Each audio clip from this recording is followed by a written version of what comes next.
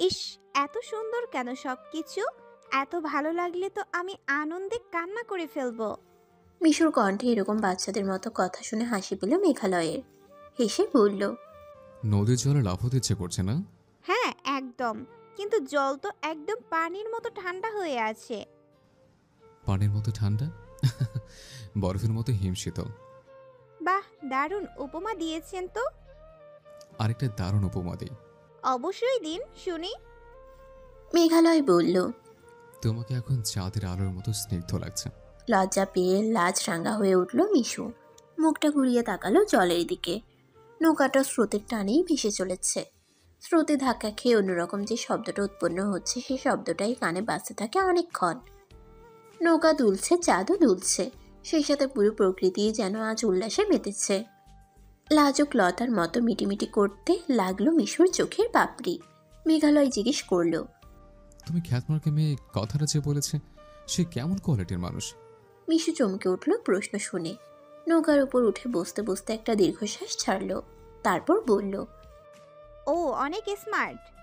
মেঘালয় অবজ্ঞার সুরে হেসে বলল, বয়ফ্রেন্ডের নামে ভালো বলেছ, কিন্তু তোমাকে ওভাবে অপমান করাটা নিশ্চয়ই স্মার্টনেস অংশের মধ্যে পড়ে না?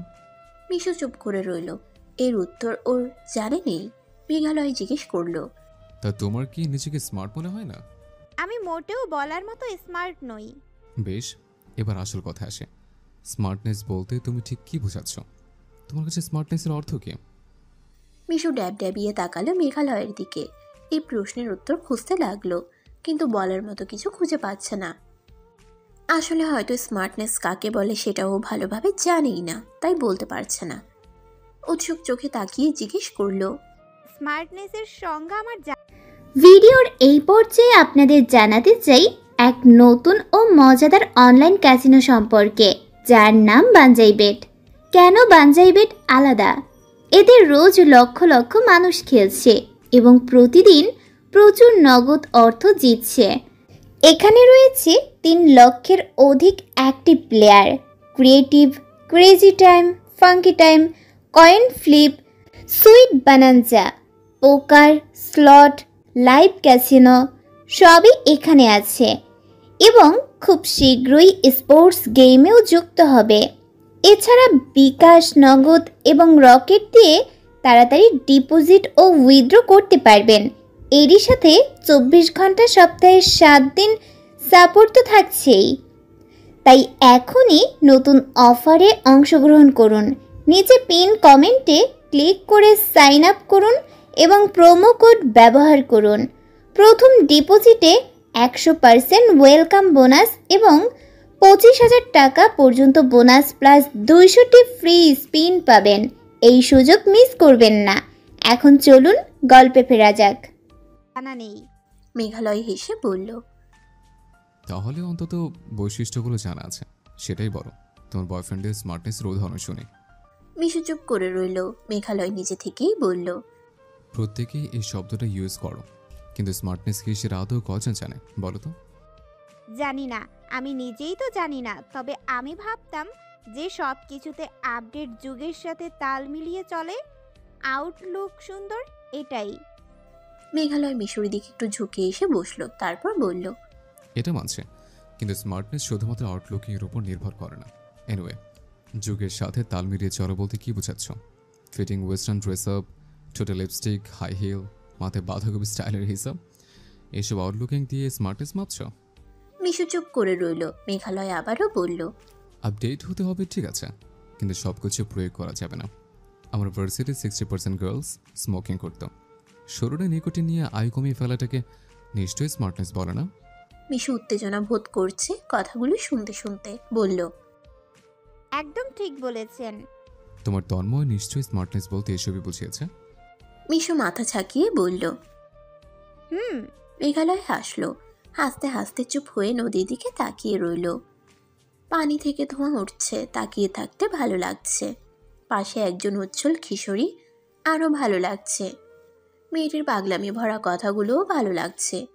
ও মুখ টিপে হাসতেই লাগলো। মিশু বলল, স্মার্টনেসের সংজ্ঞা তো বললেন না। মেঘালয় হেসে বলল, সংজ্ঞা? আসলে স্মার্টনেস হচ্ছে অনেক কিছুর সমষ্টি। এত কিছু ঠিক বুঝিয়ে বলা সম্ভব না। তবে মূল কথা হচ্ছে জ্ঞান, অনন্য ব্যক্তিত্ব, অন্যকে আকৃষ্ট করতে পারার ক্ষমতা, কথা বলার স্টাইল, চলার স্টাইল, আউটলুকিং, বিনয়ী ভাব, নিজেকে নিয়ন্ত্রণ করতে পারার মতো অদ্ভুত পাওয়ার, এরকম আরও অনেক বৈশিষ্ট্যের সমষ্টি। এসব কিছু দিয়ে যে দ্রুত অন্যকে আকর্ষণ করতে পারে সেই প্রকৃত স্মার্ট। যাকে দেখলেই বা যার কথা বলার ধরন শুনলে সবার থেকে দ্রুত তাকে আলাদা করা যায়, অন্যের মাঝে প্রভাব ফেলার ক্ষমতা রাখে এরা। মিশু মুগ্ধ হয়ে শুনছিল কথাগুলি। এত সুন্দর করে এত ভালোভাবে গুছিয়ে কেউ কখনো বলেনি ওকে। মেঘালয়কে ওর একজন আদর্শ মানুষ মনে হচ্ছে। চোখে মুখে মুগ্ধতা ছড়িয়ে জিজ্ঞেস করলো। আপনি এত সুন্দর করে কথা বলেন কিভাবে? মেঘালয় হেসে ফেলল মিশুর প্রশংসায়। হাসতে হাসতে বলল, ইমপ্রেস নাকি? সত্যি অনেক সুন্দর করে কথা বলেন আপনি। আমি শুধু অবাক হয়ে শুনি। আপনার কত জ্ঞান বুদ্ধি, কত সুন্দর গুছিয়ে উপস্থাপন করেন। আর সত্যিই সব দিক থেকেই আপনি অনন্য, অন্য কারো থেকে দ্রুত আলাদা করা যায়। মেঘালয় মুচকি হেসে বলল। ইমপ্রেসড নাকি? আবারও চমকালো মিশু। জলজ্যান্ত স্মার্ট একজন পুরুষ ওর সামনে বসে আছে, আর সে কিনা ভাবছে তন্ময়ের কথা। তন্ময় তো মানুষ নামক অমানুষ, যে কিনা এভাবে নিয়ে গিয়ে চরম বিপদের মুখে ঠেলে দিয়েছিল। ভয়াবহ বিপদের কথা স্মরণ করে শিউরে উঠল মিশু। মেঘালয় বলল, তোমাকে একটা কারণ আমি গাইয়ে বলবো না, সেটা হচ্ছে তোমার স্বকীয়তা। নিজের স্বকীয়তা বজায় রাখতে পারাটা একটা বড় স্মার্টনেস, যেটা সবাই পারে না। গুরুজি তাহলে সত্যি সত্যি আমাকে মানুষ বানাবেন মনে হচ্ছে।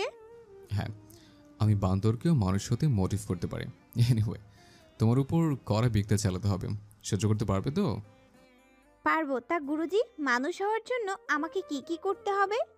মেঘালয় একটু ভেবে বলল, প্রথমত স্মার্ট হতে হবে। এর জন্য সর্বপ্রথম যে কাজটা করবা সেটা হচ্ছে জ্ঞানার্জন।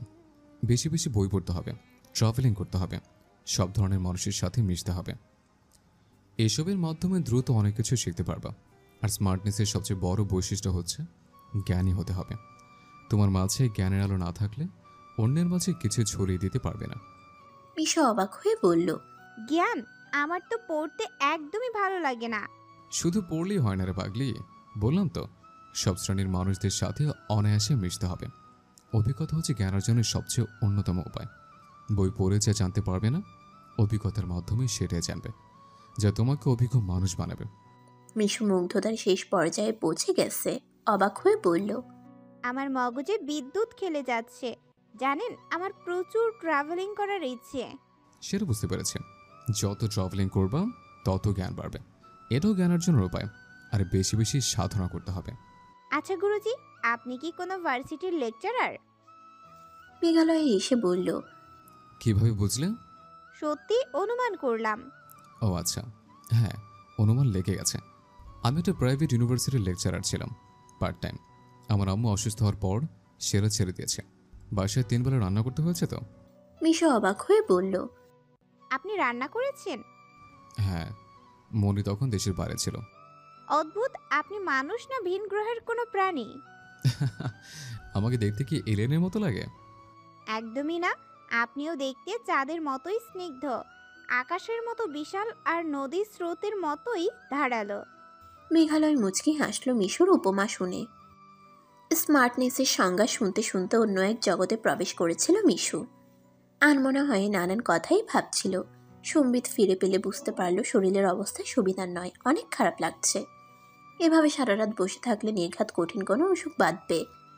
বাধ্য হয়েই বলল, নৌকা তীরে ফেরান, আমি বাড়ি যাব। মেঘালয় অবাক হয়ে বলল, বাড়ি যাবো মানে? এখন তো বাড়িতে যাওয়া সম্ভব না। আপনাদের বন্ধুর বাড়িতেই চলুন আপাতত। কোনো সমস্যা? আমার খুব শরীর খারাপ লাগছে। মেঘালয় মাথাটা ঝাঁকালো। শরীর খারাপ হওয়াটাই স্বাভাবিক।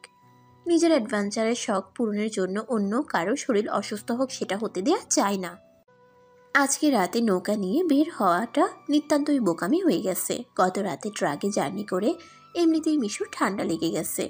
ভাবতে ভাবতে নৌকা তীরে ফেরালো মেঘালয়। মিশুর দিকে তাকিয়ে বলল, নামো। আমার পা ঝিঝি লেগে গেছে, নড়াতেই পারছি না। মেঘালয় নিজেই উঠে লাফ দিয়ে নামলো নৌকা থেকে। তীরে কিসের সাথে নৌকাটা বেঁধে রাখবে সেটা খুঁজতে লাগলো। মিশু ওকে এভাবে কিছু খুঁজতে দেখে জিজ্ঞেস করলো, কি খুঁজছেন? নৌকাটা এখন কোথাও বেঁধে রেখে যেতে হবে। যাওয়ার পথে মাঝির বাসায় ইনফর্ম করে যাব, সে এসে নৌকা নিয়ে যাবে।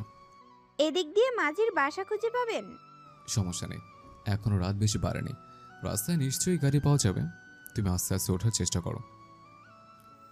মিশু ধীরে ধীরে উঠে দাঁড়ানোর চেষ্টা করলো। মেঘালয় ওকে হাত ধরে নৌকা থেকে নামতে সাহায্য করলো, কিন্তু নৌকা বেঁধে রাখার মতো কোনো খুঁটিয়ে আশেপাশে খুঁজে পেল না। একটা হালকা খড়ির সাথে বেঁধে রেখে মিশুকে বলল, শক্ত মতন খুঁটি দরকার একটা। তুমি কি এখন হাঁটতে পারবে? হ্যাঁ, পারবো। মেঘালয় নদীর তীর দিয়ে হাঁটা শুরু করলো। মিশু অনুসরণ করলো তাকে। চাঁদের আলোয় সবকিছু স্পষ্ট দেখা যাচ্ছে, যদিও বেশ শীত শীত করছে। মিশুর ইতিমধ্যেই জ্বর এসে গেছে, কাঁপতে কাঁপতে হাঁটছেও। মেঘালয় আগে ও মিশু পিছনে। আশেপাশে কোথাও খুঁটি জাতীয় কিছু চোখে পড়ছে না। নদীর হিমশীতল হাওয়ায় শরীরে কাঁপন ধরে যাচ্ছে। মেঘালয় ব্যাপারটা বুঝতে পেরে নিজের গায়ের জ্যাকেটটা খুলে এগিয়ে দিল মিশুর দিকে। ইতস্তত করেও পড়ে ফেলল মিশু। মেঘালয়ের শরীরের ঘ্রাণ অনুভব করছে জ্যাকেটের মাঝে। কিছু দূর আসার পর এক জায়গায় স্তূপ করা কিছু লাকড়ি চোখে পড়ল। একটা শক্ত লাকড়ি টেনে বের করে নিয়ে আবারও নদীর দিকে হাঁটা ধরল মেঘালয়। চারিদিক জনশূন্য। একটু দূরে কাঁচা বাড়িঘর ও গাছগাছালি দেখতে পাওয়া যাচ্ছে। নৌকা বেঁধে মিশুর দিকে তাকিয়ে বলল, এবার হাঁটতে হবে, হাঁটতে পারবে তো? পারবো। মেঘালয় এগিয়ে এসে বলল, জ্বর এসছে নাকি? একটু, আমি আসলে দাঁড়িয়ে থাকতে পারছি না। আমার ফ্রেন্ডকে বাইক নিয়ে আসতে বলে, কিন্তু এটা কোন জায়গায় সেটা তো বুঝতে পারছি না। একটু কষ্ট করে আগাই বরং। আচ্ছা, আসুন। মিশু একদমই হাঁটতে পারছে না। শরীরের অবস্থা মারাত্মক খারাপ। তার উপর পিরিয়ড চলছে, ঠান্ডা লেগে আরও করুণ অবস্থা। মেঘালয় নিজেও বুঝতে পারছে আর মনে মনে নিজেকে গালি দিচ্ছে। আজ রাতে না আসলেও পারত। মেয়েটা গত রাতে জেদ ধরল বলেই না আজকে আসা, নয়তো আসতো না। এখন কিছু করার নেই, চাপ সামলাতেই হবে। যাদের আবছা আলোয় মিশুর মায়াবী মুখের দিকে তাকিয়ে বড্ড মায়া হচ্ছে মেঘালয়ের। মেয়েটা অনেক ইনোসেন্ট আর খুব সরল। চোখে মুখে চিন্তার ছাপ পড়েছে। একটু হাঁটার চেষ্টা করার পর বুঝতে পারল মিশু একেবারেই হাঁটতে অপারক। কিন্তু মুখে কিছু বলতেও পারছে না। এমন দুর্ভোগে পড়তে হবে এটা কখনোই ভাবেনি ওরা। কিন্তু এরপরে যে আরও বড় দুর্ভোগ অপেক্ষা করছে সেটা কে ভেবেছিল? মেঘালয় কোনো কিছু না ভেবেই আচমকা মিশুকে কোলে তুলে হাঁটা শুরু করলো। ঘটনার আকস্মিকতায় হতবাক হয়ে গেছে মিশু। দারুণ ভালো লাগছে। মুচকি হাসতে হাসতে চোখ বন্ধ করে রইল আর মনে মনে বলল, কোলে নেওয়াটা কি ওনার প্যাশন নাকি? ভেবেই খিলখিল করে হেসে উঠল। মৃগালয় ভেবাচাকা খেয়ে বলল, মনে হচ্ছে আমি ক্লাস 2তে পড়ি আর আপনি আমার আব্বু। মেঘালয় আরেকবার ভেবাচাকা খেয়ে বলল। কোন সিচুয়েশনে কি কথা বলতে হয় তাও জানো না দেখছি। মিশু মুখটা গোমড়া করে ফেলল। আসলেই তাই, কোন পরিবেশে কেমন কথা বলতে হয় সেই বোধটা হয়তো এখনো হয়নি ওর। নিতান্তই বাচ্চাদের মতন আচরণ করে ফেলে। অবশ্য এই স্বভাবের জন্যই মেয়েটাকে অনেক দুরন্ত মনে হয়। ম্যাচিওর হলে ওকে হয়তো মানাতো না। মেঘালয় বলল, নদীর তীরে ফাঁকা জন্যই করে নিলাম। গ্রামের পরিবেশ মোটেও সুবিধার না, লোকালয়ে ঢুকেই নামিয়ে দেব। আচ্ছা, আমার মতো মোটা মানুষটাকে নিয়ে আপনি এত সহজে হাঁটছেন কিভাবে? আপনার অনেক শক্তি। তুমি মোটা? ওজন বড় জোর 38 কেজি হবে। এটা তো আমার পাপ্পির ওজনও না। ছি, আপনি খুব খারাপ। এসব বলেন কেন? আরে বোকা, পাপি মানে কুকুর ছানা, আমি কুত্তা পালি। আমার বাসায় 2টা বিদেশি কুত্তা আছে, বুঝছো? হো হো করে হেসে উঠল মিশু। নদীর তীরে চড়ে এক জায়গায় যাত্রাপালা হচ্ছে।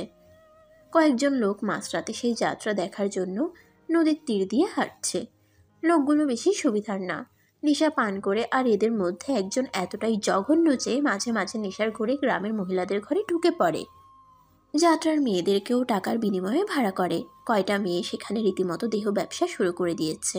আর এই কজন লোক সেসব মেয়ের টানেই রোজ সেখানে যায়। মেঘালয় ও মিশু দুজনের কেউই ওদেরকে দেখতে পায়নি, কিন্তু ওরা ঠিকই দূর থেকে মেঘালয়কে লক্ষ্য করেছে। নৌকা ঘাটে বেঁধে মেয়ে মানুষ নিয়ে কোলে তুলে গ্রামের দিকে যাওয়াটা এদের চোখে কি, সেটা মেঘালয় ও মিশু কল্পনাও করতে পারেনি। ওরা দূর থেকে দেখছে আর জ্বলছে। গ্রামে নদীর তীরে চাঁদের আলোয় এরকম ফাঁকা জায়গায় একটা মেয়েকে কোলে নিয়ে হাসি থামাশা করার মজাটা ভালোভাবে টের পাওয়ানোর জন্য মনে মনে ক্ষুব্ধ হয়ে উঠল ওরা। এলাকার কয়েকজনকে কল দিয়ে বলল সেখানে আসার জন্য। মেঘালয় ভেবেছিল লোকালয়ে প্রবেশ করার আগেই মিশুকে কোল থেকে নামিয়ে দেবে, কিন্তু বেশি দূর এগোতে পারেনি। তার আগেই চরম বিপদের সম্মুখীন হয়ে গেল। ওরা জানতো না পিছন থেকে কেউ ফলো করছে ওদেরকে। বাজে লোকগুলো দ্রুত ছুটছিল ওদেরকে ধরার জন্য। মিশু তো চোখ বুঝে আছে আর মেঘালয় তাকিয়ে আছে সামনের দিকে। মিশু বলল, আমার খুব মজা লাগছে জানেন তো, বড় হওয়ার পর প্রথম কারো কোলে উঠলাম। আমি কিন্তু মজা দেওয়ার জন্য কোলে নেইনি, তুমি হাঁটতে পারছিলে না বলেই নিয়েছে। হাঁটতে না পেরে ভালোই হয়েছে, বুড়ি বয়সে কোলে ওঠার স্বাদ পাচ্ছি। মিশু জোরে জোরে হাসছে। মেঘালয় ওর হাসির দিকে একবার তাকানো মাত্রই উষ্টা খেয়ে ক্ষেতের উপর পড়ে গেল। মিশু পড়ল মেঘালয়ের নিচে। পড়ে গিয়ে দুজনেই একেবারে মেঘালয় থতমত খেয়ে ওঠার চেষ্টা করলো। মিশু লজ্জায় দুহাত দিয়ে মুখ চেপে ধরে রেখেছে। মেঘালয় উঠে দাঁড়ানো মাত্রই সেই 5 জন লোক এসে ঘিরে ধরল ওদেরকে। মুখটা হাঁ হয়ে গেল মেঘালয়ের। মিশু একাই উঠে দাঁড়ালো, কিন্তু লোকগুলোর বীভৎস হাসি দেখে ভয়েই বুকটা কেঁপে উঠল ওর। এরপর এতটা বাজে পরিস্থিতির সৃষ্টি হলো যা বলার মতো নয়। লোকগুলো মেঘালয়ের ফোন, সব টাকা পয়সা সবকিছু কেড়ে নিল। মোবাইল হাতে নিয়েই সিম খুলে ফেলে দিল। মেঘালয় মারপিট করার জন্য এগোতে যাবে এমন সময় গ্রামবাসী অনেকেই এসে ধরে ফেললো ওকে। খুব বাজেভাবে ফেঁসে গেছে সেটা ভেবেই মাথায় যেন বাজ ভেঙে পড়ল দুজনের। গ্রামবাসী কয়েকজন এসে মেঘালয়কে রীতিমতো পাজা কোলা করে তুলে ধরে নিয়ে যেতে লাগলো। মিশুকেও ধরেছে 2 জন লোক। মেঘালয় এত করে সত্যিটা বোঝানোর চেষ্টা করলো, তবুও কেউ ওদের কথা শুনতে চাইল না। লোকগুলো ওর ফোন কেড়ে নিয়েছে সেটাও গ্রামবাসীকে বোঝানো সম্ভব হলো না। সবাই শুধু যাকে তাকে ফোন দিচ্ছে আর আসতে বলছে। প্রথমে অভিযোগ আনা হয়েছিল রাত দুপুরে মেয়ে মানুষ তুলে নিয়ে এসে ধর্ষণের চেষ্টা করেছিল। মিশু চিৎকার চেঁচামেচি করে বারবার মেঘালয়কে নির্দোষ বলার পর এখন তাদের অভিযোগ বাড়ি থেকে পালিয়ে এসে খারাপ কাজ করতে গিয়ে খেতে ধরা পড়েছে। এতজন লোকের মুখের কথা থামানোও যাচ্ছিল না। অন্যদিকে অনেক চেষ্টা করেও মেঘালয় কোনো কথা বলতেই পারল না। সবাই ওকে গালাগালি করে থামিয়ে দিল। আসন্ন বিপদের আশঙ্কায় ভয়ে গলা শুকিয়ে গেল মেঘালয়ের। এরকম অনাকাঙ্ক্ষিত বিপদে কখনো পড়তে হবে সেটা কিছুতেই ভাবেনি। গ্রামের অশিক্ষিত মানুষদেরকে কোনোভাবেই কিছু বোঝানো যাচ্ছে না। তাছাড়া শুধুমাত্র অ্যাডভেঞ্চারের জন্য এত রাতে বেরিয়েছে সেটাও বলা যায় না। সেটা শুনলে ওরা আরও খারাপ কথা বলা শুরু করবে। কি বলবে কিছুই বুঝতে পারছে না মেঘালয়। খুবই অসহায় হয়ে পড়েছে সে। রাগে ক্ষোভে কান্না এসে যাচ্ছে। মিশু ইতিমধ্যেই হাউমাউ করে কান্না শুরু করে দিয়েছে। লোকজন ওদেরকে ধরে একটা বাড়িতে নিয়ে এসেছে। মেঘালয়কে বাঁধতে গিয়েও বাঁধতে পারল না। ছেলেটার চেহারা দেখে যে কেউ ভাববে সে সিনেমার নায়ক, কিন্তু মিশুর চেহারায় গ্রামের মেয়েদের সমস্ত বৈশিষ্ট্যই বিদ্যমান। সবাই হাজারো কথা বানিয়ে বানিয়ে বলা শুরু করছে। মেঘালয়ের রূপের বর্ণনা শুনেই রাতের ঘুম থেকে উঠে এলাকার মহিলা ও মেয়েরাও দেখতে এলো ওদের দুজনকে। মিশুর কান্না দেখে মহিলাদের নানান উক্তি মেঘালয়ের কানে আসছিল। মেম্বার সাহেব হেসে হাজির হলেন কিছুক্ষণের মধ্যেই। মেম্বারকে দেখে একটু স্বস্তি পেল মেঘালয়। ওনার পাশে বসে ধীরে সুস্থে বলল, আঙ্কেল, আসলে ও আমার স্ত্রী। আমরা একটু নৌকায় ঘুরেছিলাম 2 জন মিলে। ওর শরীরটা খারাপ, তাই নৌকা থামিয়ে রাস্তার দিকে যাচ্ছিলাম। ও হাঁটতে পারছিল না বলেই করে নিয়েছে। এটা নিশ্চয়ই আমার অন্যায় নয়। মেম্বার একটু নিশ্চুপ থেকে বলল, কথাবার্তা শুনে তো ভালোই মনে হয়, কিন্তু ও যে আপনার স্ত্রী তার সত্যতা কি? আমাকে কি আপনার বিশ্বাস হচ্ছে না? বিপদের সময় অনেকে অনেক মিথ্যে কথাই বলে। মেয়েটা গ্রামের সহজ সরল মেয়ে, ভুলিয়ে ভালিয়ে তা ভুলিয়ে ভালিয়ে ব্যবহার করতেও পারে, বোঝো নাই? মেঘালয় এরপরও অনেক চেষ্টা করলো বোঝানোর, কিন্তু বিবাহিত স্ত্রী সেটা প্রমাণ করার কোনো উপায় পেল না। মেম্বার মিশুকে আলাদাভাবে ডেকে নিয়ে গেলেন কথা বলার জন্য। মেঘালয় অনেকবার ইশারা করে যেতে বারণ করলো। মিশু ওর ইশারা বুঝতে না পেরে আড়ালে গেল কথা বলার জন্য। ওর কান্না এখনো থামছে না। লোকজন ভিড় করে দেখছে ওদের। মেঘালয় লজ্জায় মাথা নিচু করে রেখেছে। এতটা অপমানের শিকার কখনো হয়নি ও। মিশুকে নানান প্রশ্নে জর্জরিত করলেও মিশু মেঘালয়ের বলা কথাটাই ঘুরিয়ে পেঁচিয়ে বলল। মেম্বার অনেক চাপ দিয়ে মিশুর কাছ থেকে ওর বাবার ফোন নাম্বার নিয়ে কল দিলেন। মিশু কিছুতেই দিবেন না। উনি অনেক ভয় দেখিয়ে নাম্বারটা বের করে নিয়েছেন। মিশুর বাবা কল রিসিভ করতেই মেম্বার সাহেব বললেন, আপনার মেয়ে কোথায়? সে তো বান্ধবীর বাসায় বেড়াতে গেছে। আপনি কে? প্যাচটা এভাবেই লেগে গেল। মিশুর বাবা মেয়ের বান্ধবীকে কল দিয়ে রাগারাগি করতেই সে বলে দিল মিশু বয়ফ্রেন্ডের কাছে গেছে। এদিকে মেম্বারও মিশুর বাবাকে বললেন, আপনার মেয়ে একজন ছেলের সাথে ধরা পড়েছে। ব্যাস, কাহিনী এখানেই জটিল হয়ে উঠল। মিশু ও মেঘালয়কে একটা ঘরে আটকে রেখে সাথে প্রহরীও রাখা হলো। বিয়ের কোনো প্রমাণ পাওয়া যায়নি বিধায় নানান গুজব ছড়িয়ে পড়ল চারিদিকে। মিশুর বাবা পৌঁছে গেলেন রাত 1টার মধ্যেই, সাথে মিশুর চাচা ও মামাও এসেছেন। নিজের মেয়ের জন্য এতটা অপ্রীতিকর অবস্থায় পড়তে হবে সেটা ওনারাও ভাবেননি। মিশু কেঁদেই চলেছে আর মনে মনে গালি দিয়ে চলেছে তন্ময়কে। ওর জন্যই এই অবস্থায় পড়তে হলো। আর মেঘালয়ের মতো একজনকে বিপদে ফেলাই নিজেকে খুব অপরাধী মনে হচ্ছিল ওর। মিশু ও মেঘালয়কে কথা বলার সুযোগ কেউই দিল না। মিশুর পরিবারের সবাই মেঘালয়কে এক পলক দেখেই সন্তুষ্ট হয়ে গেলেন। রাজপুত্র বোধহয় একেই বলে। ওনারা মেম্বারের সাথে আলাপ আলোচনা করার পর মিশু ও মেঘালয়ের সাথে নিয়ে মেঘালয়কে সাথে নিয়ে বাড়ির পথে রওনা দিলেন। মেঘালয় একবার পুরো পরিস্থিতি বোঝানোর চেষ্টা করলো, কিন্তু কেউই ওর কথা শুনতে চাইল না। ওদেরকে কথা বলার কোনো সুযোগই দেয়া হলো না। মিশুর বাবা চাচা সবাই রেগে আছেন। মেয়ের জন্য এতটা অপমানিত হতে হলো, তাও আবার অচেনা এলাকায়। সেখানকার লোকজন কখনো এলাকায় এসে এসব বললে কি যে রটে যাবে পুরো এলাকায়। মিশুর বাবা শুনেছেন মেয়ে প্রেমিকের কাছে গেছে, আর এই ছেলের সাথে অপ্রীতিকর অবস্থায় পাওয়া গেছে ওকে। আর কিছুই শোনার প্রয়োজন মনে করছেন না ওনারা। সকলেই মেঘালয় ও মিশুর প্রতি ভীষণ রেগে আছেন। ভোরবেলা মিশুদের বাসায় পৌঁছে মেঘালয় ও মিশু দুজনকে আলাদা আলাদা ঘরে তালা দিয়ে রাখা হলো। মেঘালয়ের কথা বলার কোনো সুযোগই রইল না। ও শুধু ভয় পাচ্ছে কথাটা যেন বাবার কানে কোনোভাবে না যায়। কিন্তু সবচেয়ে আশ্চর্যজনক ব্যাপার এই যে মিশুর অভিভাবক সবাই মিলে সকাল 11টায় কাজে ডেকে মেঘালয়ের সাথে বিয়ে পড়িয়ে দিল মিশুর। মেঘালয় একেবারে অসহায়, কথা বলার কোনো সুযোগ পায়নি। মেয়ের জন্য অপমানিত হয়ে ওনারা এতটাই রেগে গেছেন যে প্রয়োজনে মারধর করে হলেও বিয়ে দিয়ে দিবেন। বাধ্য হয়েই মেঘালয়কে বিয়ে করতে হলো। এদিকে মিশুরও কিছুই করার ছিল না। বাবার রাগী চেহারার দিকে তাকিয়ে কবুল বলতেই হলো। মিশু সুইসাইড করার জন্য ফ্যানের সাথে ওড়না পেঁচাচ্ছে। এভাবে পরিবার ও মেঘালয়ের অপমানের কারণ হয়ে বাঁচতে ইচ্ছে করছে না। বাবা মা অনেক রেগে আছেন। আর মেঘালয়ের মতো একজন মানুষের জীবনটা নষ্ট করে দিয়েছে ও। ছেলেটা নিজের বাবা মাকে মুখ দেখাবে কিভাবে? আজীবন ব্যক্তিত্ব আর সম্মানের সাথে বেঁচে থাকা মানুষটাকে সবার চোখে লজ্জার পাত্র বানিয়ে দিয়েছে। এসবের জন্য মিশু নিজেকে ক্ষমা করতে পারছে না। মেঘালয়ও নিশ্চয়ই ক্ষমা করতে পারবে না ওকে। অন্যার প্যাচে গলা ঢুকিয়ে পায়ের তলা থেকে টুলটা লাথি মেরে ফেলে দিয়েছে। এমন সময় মিশুর ছোট বোন মিতু পাশের রুম থেকে শব্দ শুনে চমকে উঠল। মিশুর গলা থেকে অদ্ভুত আওয়াজ বেরিয়ে এসেছে। মিতু দ্রুত দরজা খুলে দেখি জোরে একটা চিৎকার ছাড়লো। ঘরে দুটো দরজা ছিল, একটা দরজা বারান্দার দিকে আর একটা ঘরের মাঝখান দিয়ে অন্য ঘরে যাওয়ার জন্য। মিশু মাঝখানে দরজাটা লাগাতে ভুলে গিয়েছিল। মিতু এক ছুটে রুমে এসে চিৎকার চেঁচামেচি শুরু করে দিল। মেঘালয় ছুটে এসে দ্রুত ধরে ফেলল মিশুকে। মিতু গলার বাঁধন খুলে দিল। মিশুকে বিছানায় নামানোর পর বাড়ির সবাই এসে হাজির। মেঘালয় কোনো কিছু না ভেবেই সবার সামনেই কষে একটা থাপ্পড় লাগালো মিশুর গালে। সকলেই হতভম্ব। মেঘালয় চেঁচিয়ে বলল, সব কিছু ওটা লিমিটেশন থাকে।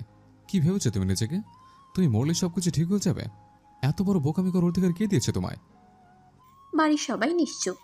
মিশুর বাবা মেঘালয়ের রাগ দেখে আর কিছু বললেন না। মেঘালয় রাগে রীতিমতো ফুঁসছে।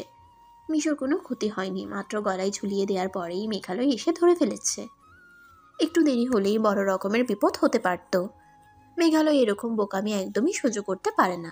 রেগে বলল, যে বাবা মা জন্ম দিয়েছে তাদের কথা একবারও ভাববে না? যারা জন্ম দিল তাদের জন্য কি করেছ যে তার আগে মরতে চাইছো? মিশু কাঁদতেও ভুলে গেছে। স্তব্ধ হয়ে চেয়ে আছে নিচের দিকে। পাথরের মতন কঠিন গলায় বলল, আমি তো ওদের মান সম্মান সব নষ্ট করে দিয়েছি। আমার বেঁচে থাকার কি অধিকার আছে? মান সম্মান কিছু নষ্ট হয়নি। একটা অ্যাক্সিডেন্ট মনে করে নিজেকে সামলে নাও। সম্মান কি আমার নেই? আমার পরিবারের নেই? আমি আপনার সম্মানটাও নষ্ট করে দিয়েছি। নিজেকে কখনোই ক্ষমা করতে পারবো না আমি। বললাম তো, একটা অ্যাক্সিডেন্ট ভেবে ভুলে যাও। জীবনে এরকম অনেক কিছুই ঘটে যা আমরা কখনো প্রত্যাশা করি না। মিশু নিশ্চুপ হয়ে গেল। মিশুর বাবা ঘর থেকে বের হয়ে যাওয়ার জন্য পা বাড়িয়েছেন। এমন সময় মেঘালয় মিশুকে বলল, তোমার বাবাকে একবার বুঝিয়ে বললেও বুঝতেন, কিন্তু সেই সুযোগ তো আমরা পাইনি।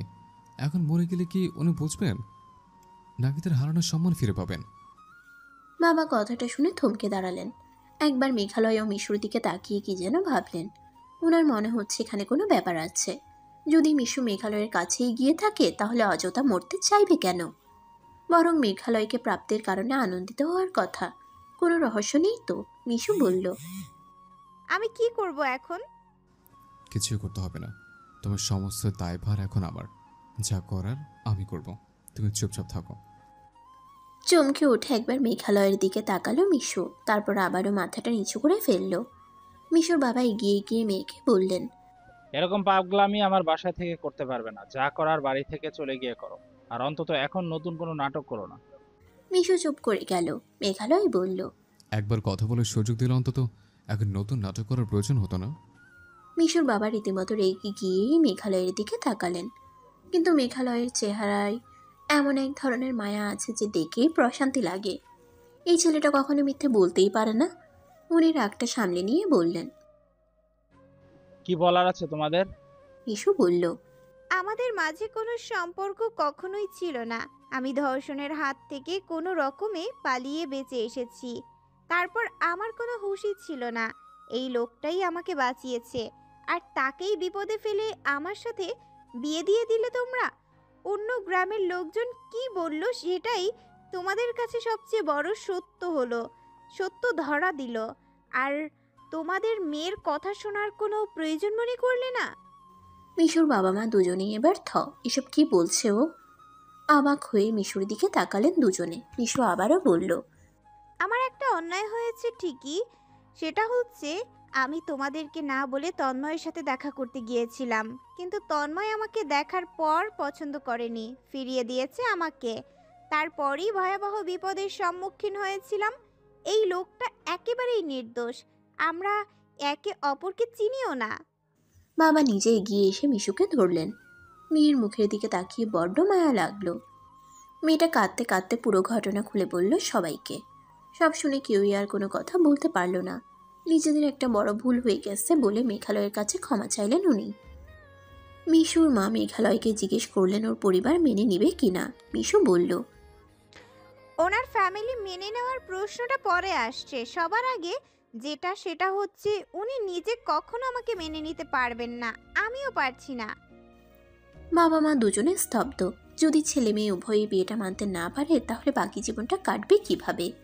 সত্যি এদেরকে কথা বলার সুযোগ না দিয়ে অনেক বড় ভুল হয়ে গেছে, কিন্তু বিয়েটা হয়েই গেছে, এখন আর কি বা করার আছে?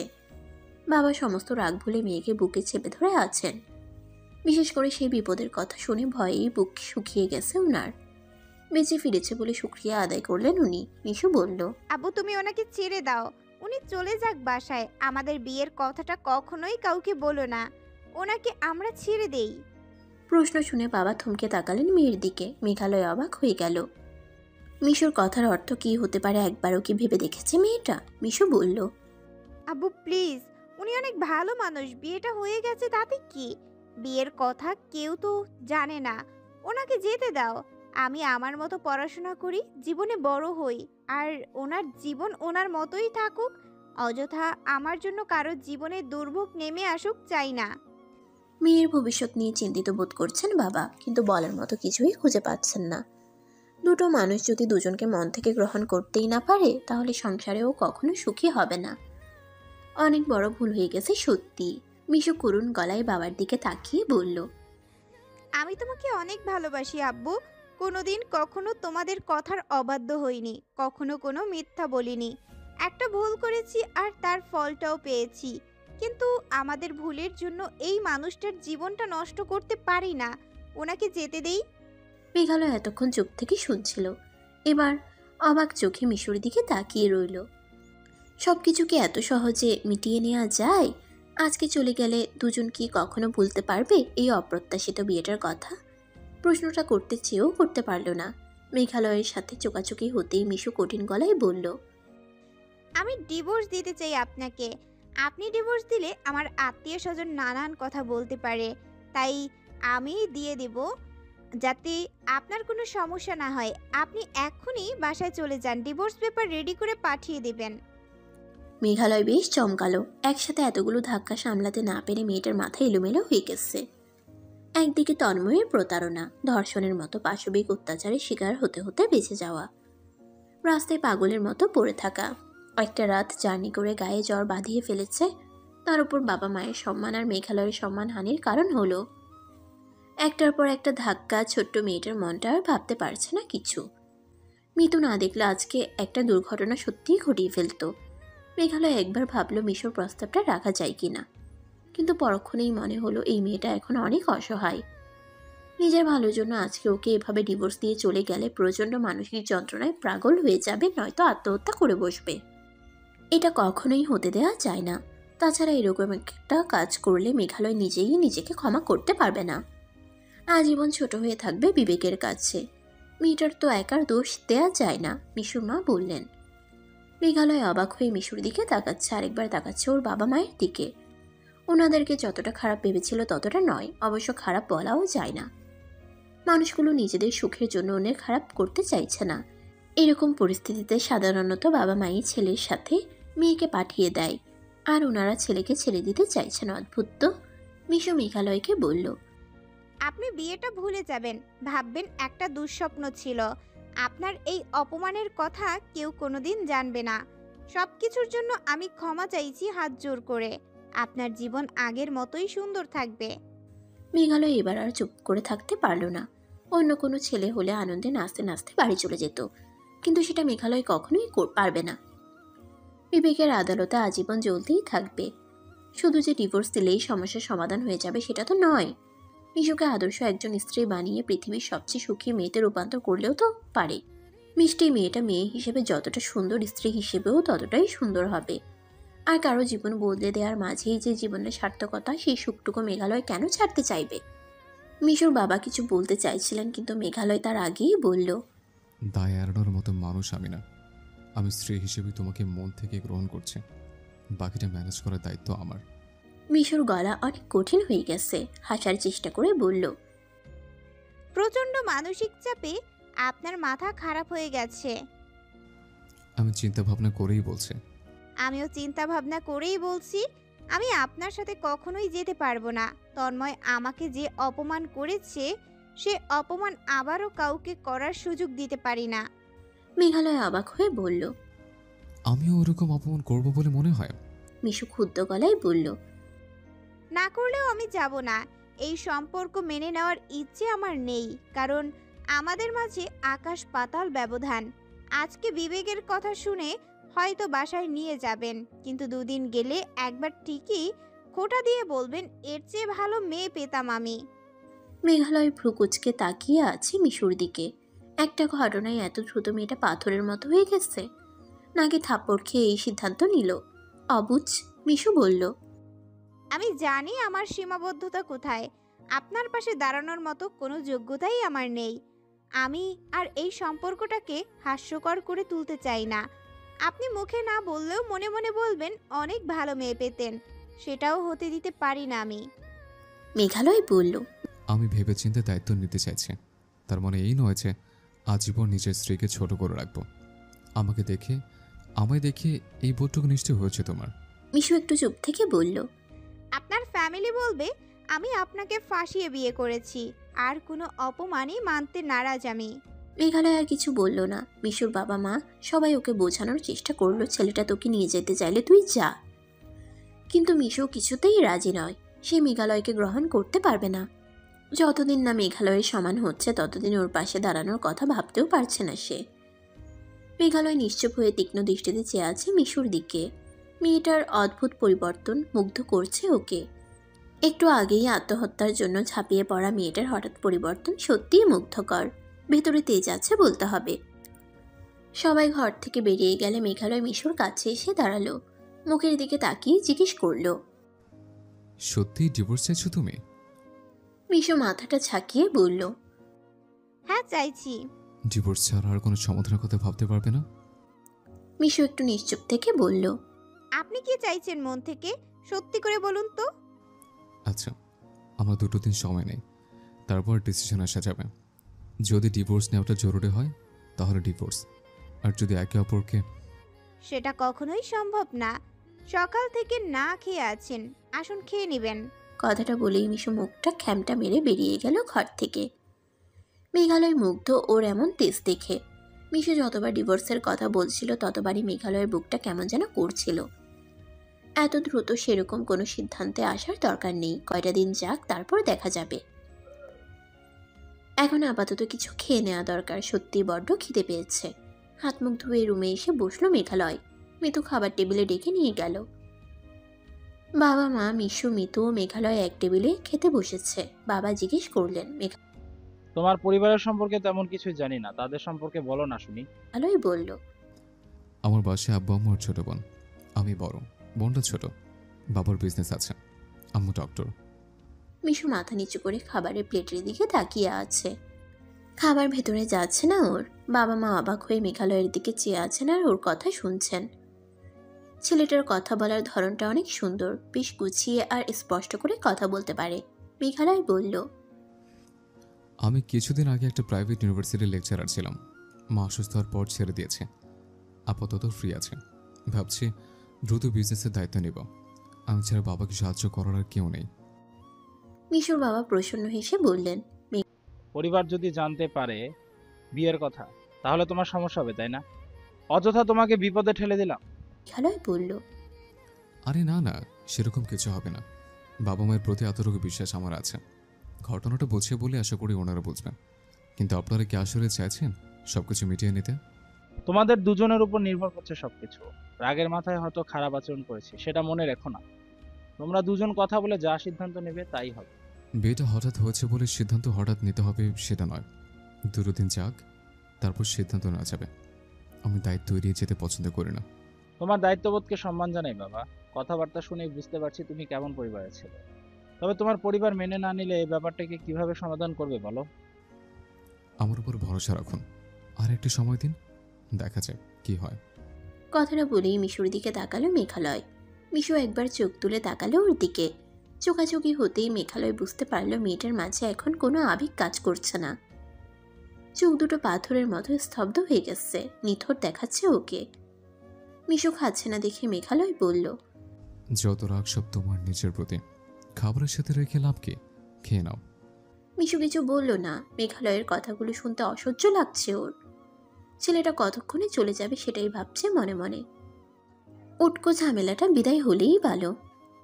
বিয়ের ঝামেলাটা চুকে যাক, অতীতের সমস্ত কিছু ভুলে যাওয়ার চেষ্টা করবে ও।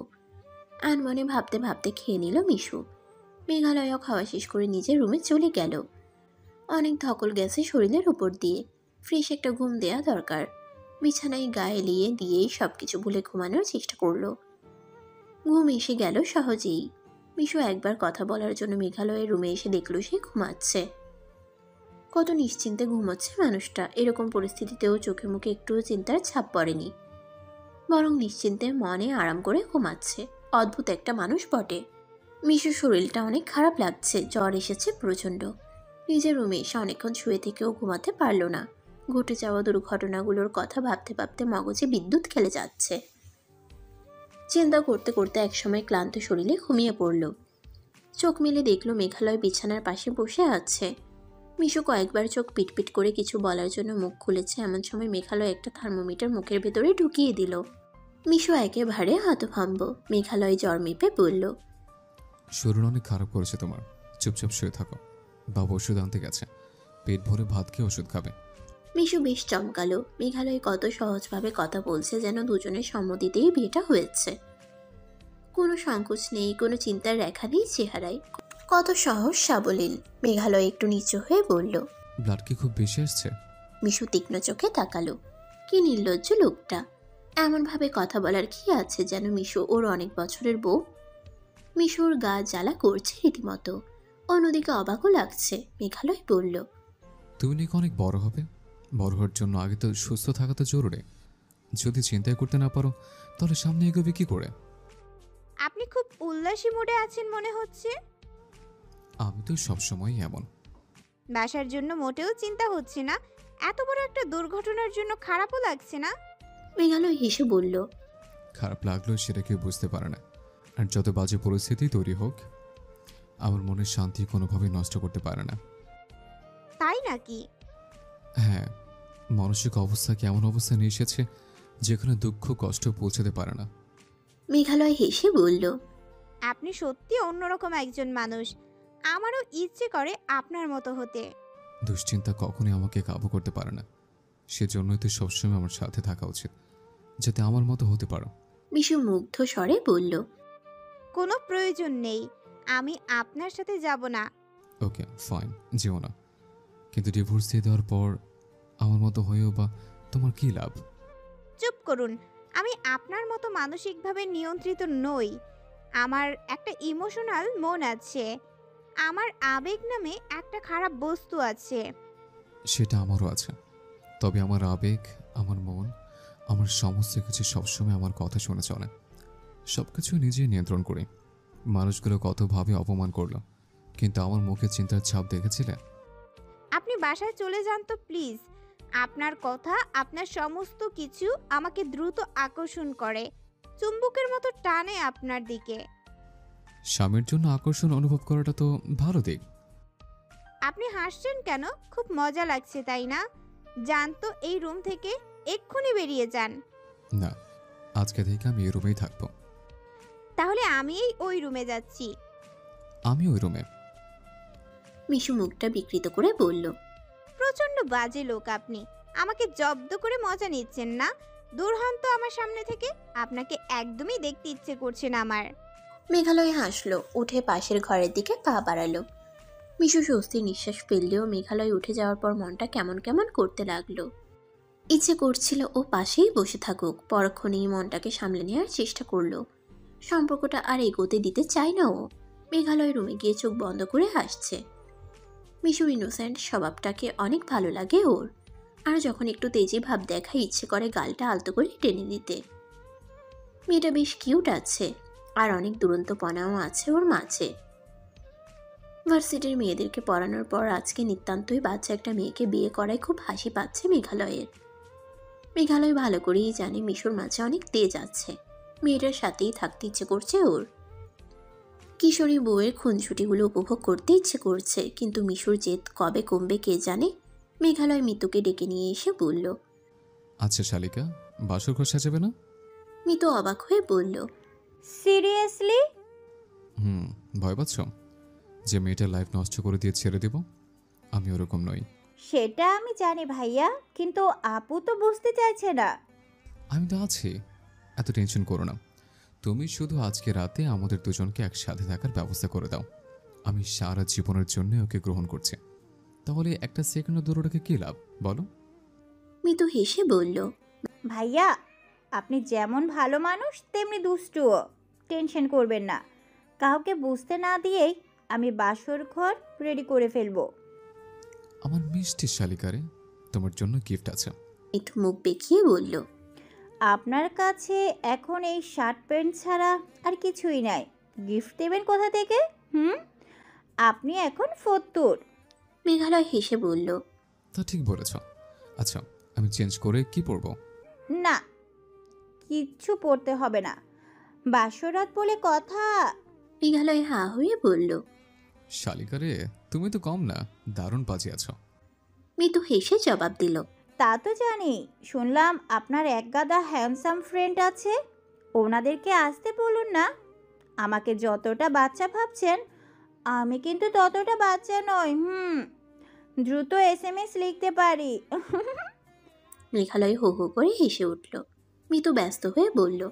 যাই, ফুল কিনে নিয়ে আসি। মেঘালয় হেসে ফেলল। তারপর পাশের রুমে উকি মেরে দেখার চেষ্টা করলো মিশু কি করছে। বাসর ঘর দেখে চোখ কপালে উঠে গেল মিশুর। মিতু ওকে টেনে নিয়ে এসেছে এই ঘরে। কয়েকবার চোখ পিটপিট করে বলল। এই ফাজলামের মানে কি? মিতু উত্তর দিল। বিয়ে হয়েছে, বাসর হবে না? ফাজলামি করবি না, এই সম্পর্কটা থাকবে না, কাজেই এসব নাটক বন্ধ করাই ভালো। সম্পর্ক থাকবে কি সেটা পরে দেখা যাবে। এরকম একটা হ্যান্ডসাম ছেলের সাথে বাসর রাতটা মিস করিস না। বলেই মুখ টিপে হাসল মিতু। মিশু খেপে গিয়ে বলল। ইয়ার কি মারছিস? ইয়ার কি না আপু, এলাকার মেয়েরা সবাই ভাইয়াকে দেখে ফিদা। আর তুই কিনা ভাব নিচ্ছিস? ভাইয়া যেমন হ্যান্ডসাম তেমনি ইউনিক পার্সোনালিটি। আমার সাথে বিয়ে হলে সারাক্ষণ ওর কোলের উপরে বসেই থাকতাম। মিশু রেগে বলল। খুব শয়তান তো তুই, আমি তো ওকে ছেড়ে দিব, তুই ওকে বিয়ে করে নিস কেমন? মিতু হো হো করে হেসে বলল, আমি সেকেন্ড হ্যান্ড সেলে নেই না। এনিওয়ে, তুই এখানে শুয়ে পড়। একটু বাদে তোর মেঘ উড়ে উড়ে এসে বৃষ্টি নামাবে। আমি বরং রুমে গিয়ে ঘুমাই। মিশু মুখটা বিকৃত করে দ্রুত ঘর থেকে বেরিয়ে পাশের রুমের দিকে যেতে লাগলো। মিতু একটা দৌড় দিয়ে পাশের রুমে গিয়েই দরজা লাগিয়ে দিল। মিশু কয়েকবার দরজা ধরে টানাটানি করেও লাভ হলো না। মিতু ভেতর থেকে বলল, আজকে আর খুলবো না, আমি ঘুমাবো। ডিস্টার্ব করিস না তো। খোল বলছি। কোনো লাভ নাই, মিতু একবার যা বলে তাই করে। মিশু এরপরও কয়েকবার দরজা ধরে টানলো, কিন্তু মিতু কিছুতেই খুলবে না। ভয়ঙ্কর খেপে গিয়ে মায়ের রুমে এসে দেখলো বাবা মায়ের চুলে বেনি করে দিচ্ছেন। ওনাদের মাঝে ঢুকে বিরক্ত করতে ইচ্ছে করলো না। বাধ্য হয়ে পাশের ঘরে চলে আসতে হলো। রুমে এসে দেখলো মেঘালয় বাবা লুঙ্গি পরে বসে আছে সোফার উপর। কপালে শুকনো ভাঁজ পড়ল মিশুর। ফিক করে হেসেও ফেললো মেঘালয়কে দেখে। মেঘালয় মুচকি হেসে বলল, শ্বশুর লুঙ্গি পরে কেমন লাগছে আমায়? ভালোই মানিয়েছে, কিন্তু লুঙ্গি পরেছেন কেন? একটা প্যান্ট কয়দিন ধরে পরে আছে দেখছোই তো, গোসল করে এটা পরলাম। কালকে বাবাকে বলবো নতুন ড্রেস কিনে এনে দেবে, সেগুলো পরে সোজা বাড়ি চলে যাবেন। মেঘালয় উঠে গিয়ে দরজা লাগিয়ে দিল। মিশু চমকে উঠে বলল, দরজা লাগাচ্ছেন কেন? দরজা খোলা রেখে শোবো? আপনি ঘুমান, আমি জেগে বসে থাকবো। ওকে। মেঘালয় মুচকি হেসে বিছানায় গিয়ে শুয়ে পড়ল। শত শত গোলাপের পাপড়ি বিছানার উপর, ফুলের গন্ধে মাতোয়ারা হয়ে যাচ্ছে মনটা। মিশু অজান্তেই বারবার মেঘালয়ের দিকে তাকাচ্ছে। তারপর গিয়ে সোফার উপর বসে পড়ল। শরীরে বেশ জ্বর, বসে থাকতে মোটেও ইচ্ছে করছে না। শুয়ে পড়লে অনেক ভালো লাগতো। বিছানার দিকে তাকালেই মেঘালয়ের সাথে চোখাচোখি হয়ে যাচ্ছে। ছেলেটা বিছানায় শুয়ে ড্যাব ড্যাব চোখে চেয়ে আছে। এমন কেন লোকটা? মিশুর বিরক্ত লাগছে খুব। ঘড়ির দিকে তাকিয়ে দেখলো মাত্র 8:30। গ্রামের ভেতর এখনই যেন নিশুতি রাত নেমেছে। পুরো রাত বাকি, কিভাবে যে কাটবে। লোকটাকে বলতেই বিছানায় গিয়ে শুয়ে পড়েছে। মেয়েটার শরীরে জ্বর সেটাও কি মনে নেই? সিলিংয়ের দিকে তাকিয়ে এসব ভাবছিল মিশু। হঠাৎ বিছানার দিকে তাকাতেই দেখলো মেঘালয় শার্ট খুলছে। প্রথমবার চোখ ফিরিয়ে নিলেও আবারও তাকাতে ইচ্ছে করলো, আর চোখে তাকিয়ে রইল মেঘালয়ের দিকে। মেঘালয় শার্টের সমস্ত বোতাম খুলে শার্টটা খুলে ফেলল শরীর থেকে। ওর উন্মুক্ত বুকের দিকে তাকিয়ে চোখ বড় বড় হয়ে গেল মিশুর। একটা ছেলের বুক এত সুন্দর হয়? ব্যায়াম পুষ্ট বডি আর মাসল দেখেই মুগ্ধ হতে হয়। কি বডি বানিয়েছে বাব্বা!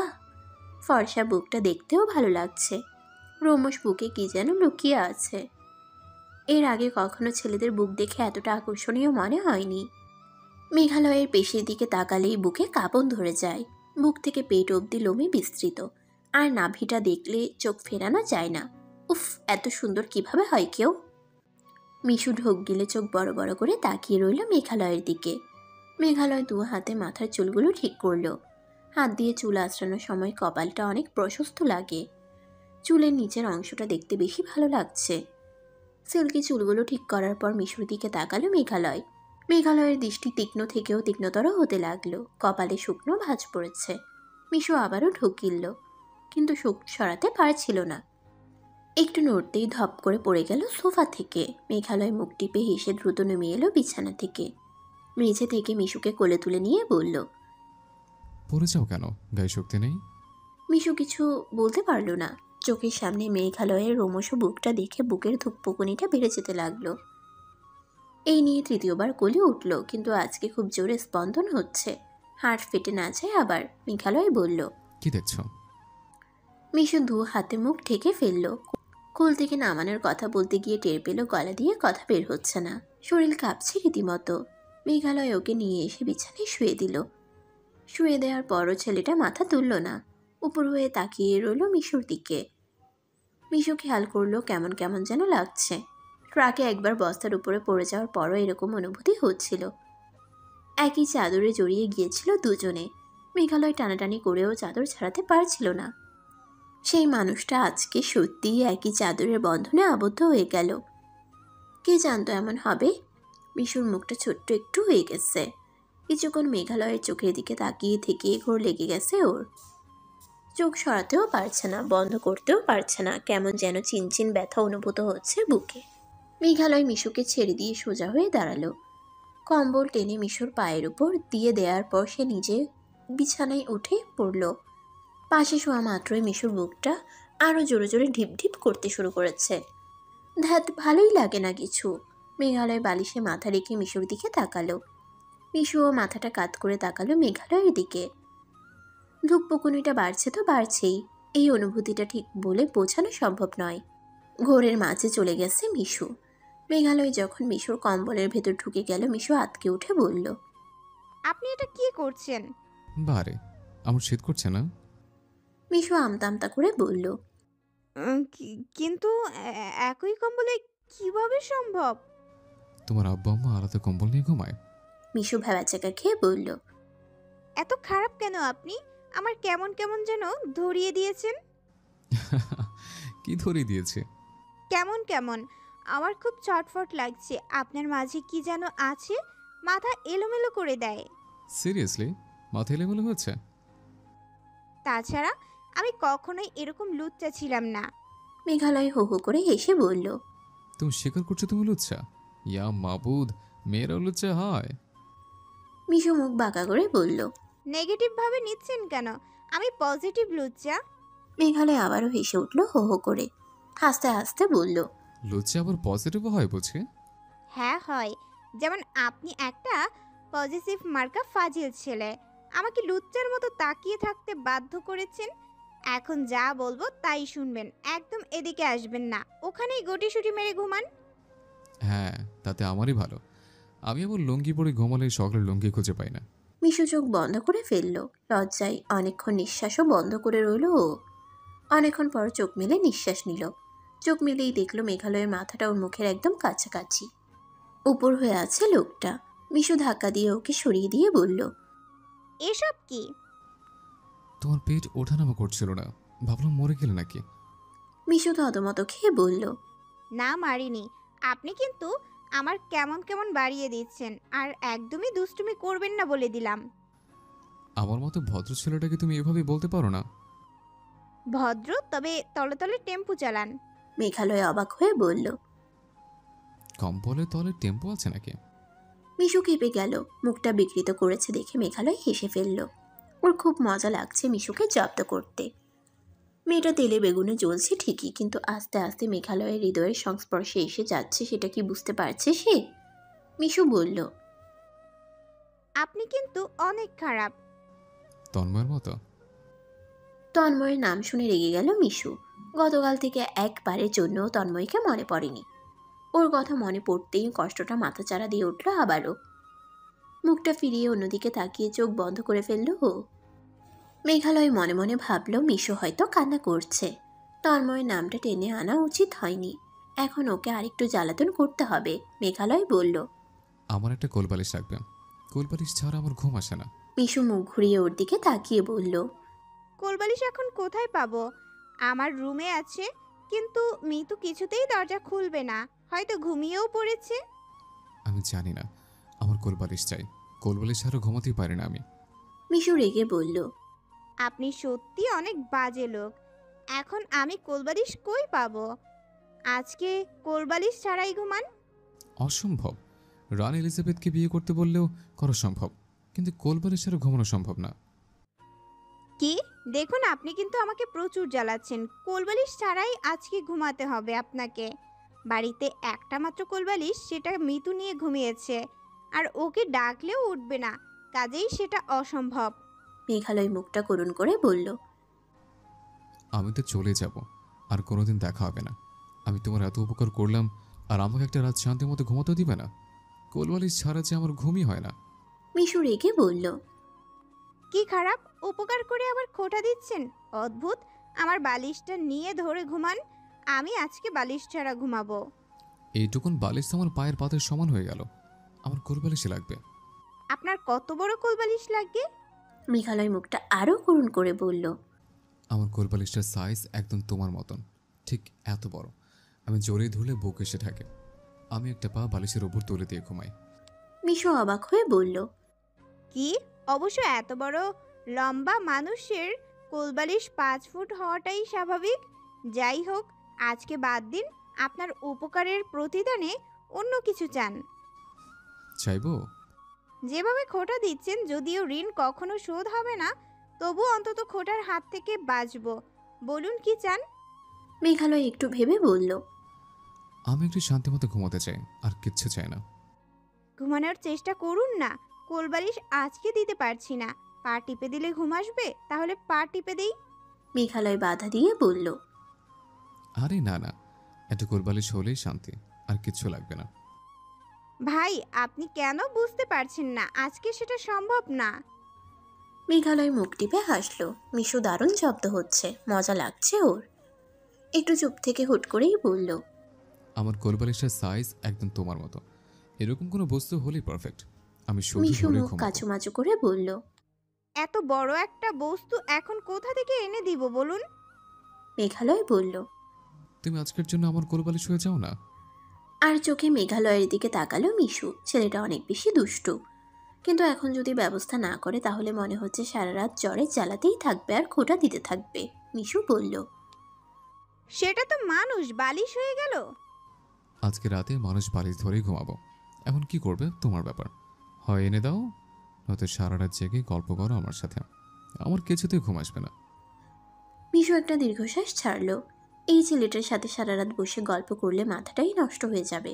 খুব অসহ্য লাগছে ওকে। এভাবে জ্বালা সহ্য করার কোনো মানেই হয় না। আজকে রাতটা ঘুমাক, কালকে যেভাবেই হোক বাসায় পাঠিয়ে দিতে হবে। কিন্তু মিতু তো কিছুতেই দরজা খুলবে না, তাহলে উপায়? মিশু আমতা আমতা করে বলেই ফেলল। আচ্ছা, আমাকে ধরেই ঘুমান। মিশুর বলতে দেরি হলেও মেঘালয় এক মুহূর্ত দেরি করল না। মিশুকে এক টানে কাছে টেনে নিয়ে বুকের সাথে চেপে ধরল। মিশুর মাথাটা বুকের সাথে ঠেকে গেল ওর। মিশুর কোমল শরীরটাকে জড়িয়ে ধরে একটা পা দিয়ে মিশুর পা দুটো নিজের দুই পায়ের মাঝে ঢুকিয়ে নিল। ছোট্ট মেয়েটা গুটিসুটি মেরে মিশে গেল মেঘালয়ের প্রশস্ত শরীরের মাঝে। মিশুর মাথাটা বুকে চেপে ধরে অন্যরকম প্রশান্তিতে চোখ বুজে ফেলল মেঘালয়। ঘটনাটা এত দ্রুত ঘটল যে বুঝে উঠতে সময় লাগলো মিশুর। মেঘালয়ের ব্যায়ামপুষ্ট বডিটার সাথে মাথাটা ঠেকে যাওয়ায় কেমন যেন ধক করে উঠল ভেতরটা। একটুও নড়াচড়া করার মতো সুযোগ কিংবা শক্তি কোনটাই নেই ওর।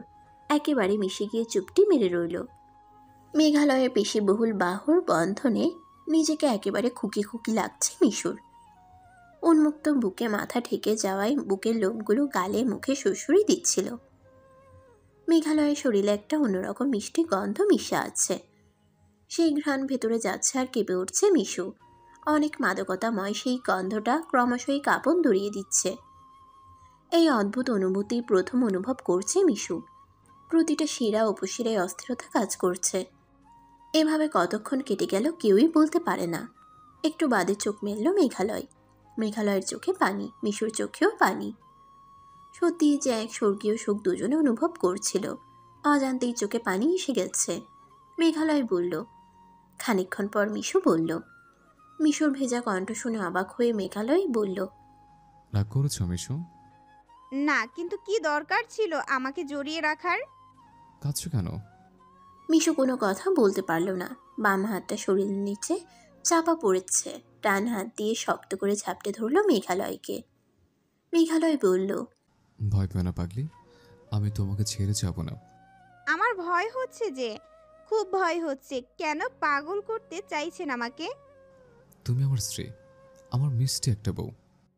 কিন্তু আমি চাই না আমার জন্য কখনো আপনার এতটুকু মন খারাপ হোক। মেঘালয় মিশুকে ছেড়ে দিতেই বিছানার উপরে উঠে বসলো মিশু। মেঘালয়ও উঠে বসলো। একটা বালিশে পিঠ ঠেকিয়ে মেঘালয় আরাম করে বসলো। তারপর মিশুকে টেনে নিল বুকে। মিশু কোনো বাধা দিল না, কিন্তু মেঘালয়ের বুকে মাথা রেখেই কেঁদে ফেলল জোরে। আমাকে কেন ভালোবাসতে চাইছেন? এটা সম্ভব না। কেন সম্ভব না? আমি যদি মানতে পারি তোমার সমস্যা কোথায়? আমাদের মাঝে অনেক ব্যবধান। এগুলোর জন্য আপনার একটা সময় খারাপ লাগবে, তখন আমার নিজেকে ছোট মনে হবে। মেঘালয় জানতে চাইল কোনগুলো ব্যবধানকে সমস্যা মনে হচ্ছে মিশুর। প্রচণ্ড কুয়াশার মাঝেও চিন্তিত মুখে বসে আছে মৌনি। 2 দিন কেটে গেল অথচ মেঘালয় এখনো নেই। এমনকি ফোনটাও বন্ধ। মেঘ অনেক দায়িত্ববান ছেলে। সুস্থ শরীরে আর নিরাপদ অবস্থায় থাকলে অবশ্যই যোগাযোগ করত। তবে কি কোনো বিপদ ঘটেছে ওর ভেবে কোনো কুল কিনারা পাচ্ছে না। এমন সময় আরাফ এসে পাশে বসলো। মনির দিকে তাকিয়ে জিজ্ঞেস করলো, রুমে যাব? মনি মুখ তুলে তাকালো আরাফের দিকে। ওর চেহারায় চিন্তার রেখা দেখে আরাফের বুঝতে অসুবিধা হলো না। কি বলবে বুঝে উঠতে না পেরে বলল, রুমে যাবে না মৌনি? আমার কালকের দিনটা দেখি, এর মধ্যে খোঁজ না পেলে একটা ব্যবস্থা নিতে হবে। কিন্তু আমার না একদমই ঘুম আসবে না। গতকাল সকালে কল দিয়ে আমাকে বলল কালকে আসবে, অথচ রাত থেকেই ফোন বন্ধ। আজকে সারাদিন ফোনটা বন্ধ। টেনশন হবে না বলো? পাগলি, টেনশন করো না, হয়তো ব্যস্ত কোনো সমস্যায় পড়েছে, ঠিক হয়ে আসবে। দেখো, এত টেনশন নিও না, রুমে গিয়ে ঘুমাও। ভাইয়াকে মিস করছি খুব। ওই মেয়েটাকে নিয়ে কোনো বিপদ হয়নি তো? সেরকম হওয়ার কারণ নেই, মেঘের উপর বিশ্বাস রাখো, কালকের দিনটা দেখা যাক না। তাই যেন হয়। এরপর অনেকক্ষণ দুজনে চুপচাপ। রাত বেড়ে যাচ্ছে দেখে আরাফ উঠে পড়ল। মনিকে ওঠার জন্য বলতেই সেও উঠে দাঁড়ালো। দুজনে একসাথে হেঁটে বারান্দা অবধি আসলো। মনি নিজের রুমে যাবে এমন সময় আরাফ পিছন থেকে ডাক দিল। মৌনি, না মনি ঘুরে তাকালো। হ্যাঁ ভাইয়া? না, কিছু না, টেনশন করো না, ঘুমাও গিয়ে। কিছু বলবে মনে হয়। আরাফ আমতা আমতা করতে লাগলো। আসলে ওর তেমন কিছুই বলার নেই। কেন ডাক দিল তাও বলতে পারে না। মুচকি হেসে বলল, কি হলো, হা করে চেয়ে আছো যে? কিছু বলবে? আরাফ মাথাটা ঝাঁকিয়ে বলল, না না না, কিছু না। মনি বলল, আরও কিছুক্ষণ আপনার সাথে কথা বলবো। আরাফ হেসে ফেলল। মনি মেয়েটা সবসময় স্পষ্টবাদী, যা বলার সরাসরি বলে দেয়, কিন্তু লজ্জায় পড়তে হয় খুব। আরাফের হাসি দেখে মনি আর কিছু জিজ্ঞেস করলো না। বারান্দায় রাখা চেয়ারের উপর এসে বসে পড়ল। বাড়িতে এখনো অনেক হইচই, বিয়ে বাড়ির আমেজ ছড়িয়ে আছে। মনিকে বসতে দেখে আরাফও পাশে এসে বসলো। মনির সাথে কথা বলতে অনেক ভালো লাগে। মেয়েটা অকপটে কথা বলে দেয় আর প্রখর আত্মমর্যাদা বোধ সম্পন্ন। শব্দের উচ্চারণ শুনলে বারবার শুনতে ইচ্ছে করে। মনি কথা বলছে আর মুগ্ধ হয়ে শুনছে আরাফ। মিশু বলল, আপনার পাশে দাঁড়ালে আমার নিজেকে বন মানুষ লাগে। মেঘালয় ভেবাচেকা খেয়ে বলল, আপনার যা হাইট, আমার সাথে দাঁড়ালে মনে হয় বিদ্যুতের খুঁটির নিচে বন মানুষ দাঁড়িয়ে। মেঘালয় হেসে বলল, এটা তোমার কাছে ব্যবধান? হ্যাঁ, আজকে তো দায়িত্ব এড়িয়ে যেতে চাইছেন না। দুদিন পর একবার হলেও মন খারাপ হবে। মনে মনে ভাববেন আমার বউটা কেন লম্বা হলো না। আপনার ফ্যামিলির লোকজন বলবে মেঘালয়ের বউটা খাটো। মেঘালয় মিশুর মুখটা ধরে সোজা করিয়ে দিয়ে বলল, তুমি নেহা কাকুর গল্প শোনোনি? আমি নেহা নই। হ্যাঁ, তুমি নেহা নও, কিন্তু তুমি মিশো। মিশু তেমন কোনো পরিচয় নয়। আমি মিশুর একটা পরিচয় চাই। কিরকম পরিচয়? মিশু বলল, একটা নিজস্ব পরিচয়। একটা মেয়ে বিয়ের আগে বাবার পরিচয়ে বড় হয়, বিয়ের পরে স্বামীর পরিচয় থাকে। সবাই মেয়েদেরকে জিজ্ঞেস করে তুমি কার মেয়ে কিংবা তুমি কার বউ, কিন্তু আমি চাই আমার নিজের একটা পরিচয় থাকুক। মেঘালয় মুগ্ধ হয়ে বলল, তোমার ধারণাকে সম্মান জানাই। আর আমার যতদিন না একটা পরিচয় হচ্ছে ততদিন আমি আপনার ঘরে বউ হয়ে যাব না। বেশ, যেও না, কিন্তু ডিভোর্স নামক অভিশাপটা প্লিজ মুখে এনো না। আমি নয় অপেক্ষা করি। মিশু এক পলক মেঘালয়ের দিকে তাকিয়ে বলল, অপেক্ষা করবেন? আপনার ভালোবাসা কতদিন থাকবে? অপেক্ষা করতে করতে দুদিন পর ঠিকই ভুলে যাবেন। সে পরীক্ষাটা দেওয়ার সুযোগটা দেবে? কি করতে চাচ্ছেন আপনি? তুমি যা চাইবে তাই হবে, কিন্তু ভুলেও ছেড়ে দেওয়ার কথা ভেবে না। আর বাসায় ম্যানেজ করার দায়িত্ব আমার। মিশু চুপ করে রইল। মেঘালয় দুষ্টামি হাসি হেসে আরেকবার মিশুকে বুকে ঝাপটে ধরল। ছেলেটার শরীরে কেমন যেন একটা মিষ্টি সুগন্ধ। মিশু একবার মেঘালয়ের বুকে হাত বুলিয়ে দিয়ে বলল, আচ্ছা, আপনার বডিটা এত আকর্ষণীয় কেন? আমি রেগুলার জিমে যাই সেজন্য। রেগুলার? আমি যদি রেগুলার জিমে যাই তাহলে আমার ফিগারটাও আকর্ষণীয় হবে। মেঘালয় মুচকি হেসে বলল। তখন আপনার পাশে আমাকে মানাবে? মেঘালয় দুষ্টুমি করে বলল। তুমি স্টার জলসা সিরিয়াল দেখেছো কখনো? মিশু মাথাটা দুদিকে নাড়িয়ে বলল, না তো, কেন? মেঘালয় বলল, মনের কাছে শুনেছে স্টার জলসায় এক ধরনের সিরিয়াল হয় যেখানে গ্রামের হাবা গোবা মেয়ের সাথে শহরের হ্যান্ডসাম ছেলেদের বিয়ে হয়। বিয়েটা হুট করেই হয়, একদম আমাদের মতো। আমাদের বিয়ের সময় নিজেকে সিরিয়ালের নায়ক মনে হচ্ছিল। মিশু মাথাটা তুলে সোজা হয়ে বসলো, তারপর বলল। বুঝলাম, তারপর কি হয়? মেঘালয় মুখ টিপে হেসে বলল। কোনো কোনো সিরিয়ালের নায়ক তার হাবাগোবা স্ত্রীকে কাজের মেয়ে সাজিয়ে বাসায় নিয়ে তোলে। মিশু খেপে গিয়ে বলল। কি বললেন? আমাকে এখন কাজের মেয়ে বানানোর ইচ্ছা হচ্ছে আপনার? আহা, রেগে যাও কেন? শোনো না, কোনো সিরিয়ালে বিয়ের পর বাসায় নিয়ে গিয়ে তোলে, কিন্তু কেউ মেনে নেয় না। এরপর নায়িকা একেবারে স্মার্ট, স্টাইলিশ, আকর্ষণীয় হয়ে ওঠে। তারপর মিশু রেগে বলল। আমাকে নিয়ে মজা করা হচ্ছে? খুব মজা, তাই না? হ্যাঁ, সিরিয়ালে কি হয় জানো? মিশু আরো রেগে বলল। সিরিয়ালে কি হয় আমার জানার দরকার নেই। সিস্টেমে আমাকে অনেক ইনসাল্ট করছে, আবার বলে কি না স্ত্রী মর্যাদা দেবে। রাখুন আপনার ডায়লগ, সরে বসুন। মেঘালয়ের হাসি পেল মিশুর কথা শুনে। মিশু কিছুটা সরে গেলে মেঘালয়ের গায়ের উপর থেকে কম্বল সরে গেল। মেঘালয় কম্বল টেনে নিচের গায়ের উপর দিয়ে বলল। একদম টানাটানি করবে না, যে একটা পুচকে মেয়ে আর গায়ে কত জোর। মিশু আবারও কম্বলটা টেনে নিজের গায়ে দিল। মেঘালয় এবার একটারে কম্বল সহ মিশুকে একসাথে টেনে নিয়ে নিজের কোলের উপরে বসিয়ে দিল। মিশু কিছু বুঝে উঠতেই পারছিল না। মেঘালয় ওকে কোলে বসিয়ে কম্বলটা দুজনের গায়ে জড়িয়ে নিল। মিশুকে দু হাতে এমনভাবে ধরে রাখলো যে মিশু নড়াচড়ারও শক্তি রইল না। মিশু মুখটা কাচুমাচু করে বলল। আপনার শরীরে এত শক্তি কেন? শক্তির তো কোনো কিছু দেখায়নি। বলেই ঠোঁট বাঁকা করে হাসলো। মিশু একটু নড়াচড়ার চেষ্টা করেও ব্যর্থ হলো। মেঘালয় বলল। একদম নড়াচড়া করবে না, বলে দিচ্ছে। ছোট বাচ্চার মতোই থাকো। কোন অ্যাঙ্গেল থেকে আমাকে আপনার ছোট বাচ্চা মনে হয়? আমি খাটো বলে? তোমার সবকিছু সাইজে ছোট, বাচ্চার মতন। যে অ্যাঙ্গেল থেকে তাকায় না কেন, বলে মেয়ে মানুষ মনে হয় না। মিশু রেগে বলল। ছাড়ুন আমাকে, ছেড়ে দিন। ইস, আস্তে ছিল পেছি, বাবা মা কি ভাববে? মিশু চোখ পাকিয়ে মেঘালয়ের দিকে তাকালো। মেঘালয় ঠোঁট টিপে হাসছে। হাসিটাই মাথা এলোমেলো করার জন্য যথেষ্ট। মিশু আর কিছু বলতে পারল না, নিজেও হেসে ফেলল। মেঘালয়ের মুখে সবসময় প্রসন্ন হাসি লেগেই থাকে। ঠোঁট দুটো গোলাপের পাপড়ির ন্যায় গোলাপি আভাযুক্ত। মিশু অনেকক্ষণ ওর দিকে মুগ্ধ হয়ে চেয়ে থেকে আঙ্গুল দিয়ে মেঘালয়ের ঠোঁটে স্পর্শ করে বলল। আপনার ঠোঁট দুটো অনেক পিঙ্কি পিঙ্কি। আপনি সিগারেট খান না কেন? আমার ঠোঁট দুটো শুধু আমার মিষ্টি বউটার জন্য। সিগারেটের কি অত বড় শক্তি আছে যে আমার ঠোঁটে ভার্জিনিটি কেড়ে নেবে? মিশু লজ্জায় মাথাটা নামিয়ে ফেলল। মেঘালয়ের হাসি আর ওর চোখের দিকে তাকালেই সমস্ত কিছু এলোমেলো হয়ে যায় ওর। একটু আগেই কত জোর গলায় কত কিছু বলল, অথচ এখন ইচ্ছে করছে এই ছেলেটাকে আজীবন ধরে রাখতে। এ কোন যন্ত্রণায় পড়া গেল রে বাবা। মিশু যখন আনমনা হয়ে এসব ভাবছিল, মেঘালয় খুব কাছ থেকে তাকিয়েছিল মিশুর দিকে। মিশুর ত্বক অনেক মসৃণ আর লাবণ্যময়ী।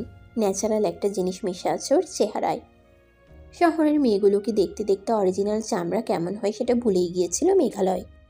মেয়েদেরকে দেখলেই বোঝা যায় গালে বিবি ক্রিমের স্তর পড়েছে। এত ন্যাচারাল স্কিন দেখে ভালো লাগছে মেঘালয়ের। ইচ্ছে করছে ছুঁয়ে দিতে, ইচ্ছে করলেই ছুঁয়ে দেখা যায়, কিন্তু দিচ্ছি না। ব্যাপারটার মাঝেও একটা মজা আছে।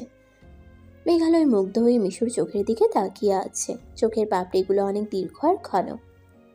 একটু পরপর যখন চোখের পলক পড়ে দেখতে অদ্ভুত সুন্দর লাগে তখন। মিশুর কথায় চমকে উঠল মেঘালয়। মিশু বলল। এভাবে কি দেখছেন? তুমি চুলের যত্ন করো না কেন?